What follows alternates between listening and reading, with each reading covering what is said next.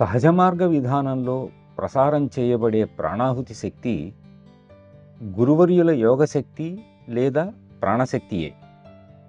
ఈ ప్రాణాహుతి శక్తి క్షణభంగురమైనది, ఏదో మాట వరసకు చెప్పబడింది కాదు. ఇది గ్రాహ్యము, వాస్తవికమైనది.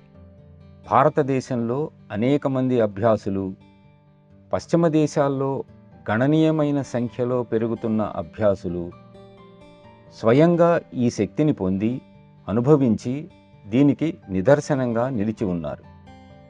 గురువు నుండి శక్తి ప్రసారం అనేది ఈ విధానంలో చాలా ముఖ్యం. ఎందుకంటే దీనిని పొందిన అభ్యాసి అమోఘమైన ప్రగతి సాధించటానికి వీలవుతుంది.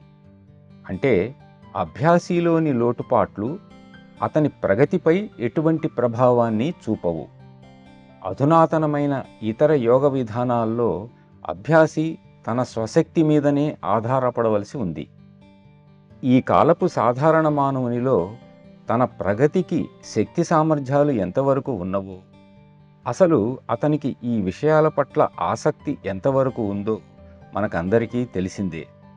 కాబట్టి తన శక్తిని మనలోకి ప్రవేశపెట్టి దానితో మనలను నింపి మన ఊహకందని విధంగా పురోగతినిచ్చే ఒక దివ్యశక్తి మనకు లభిస్తున్నప్పుడు ఇక కావలసింది ఏముంది?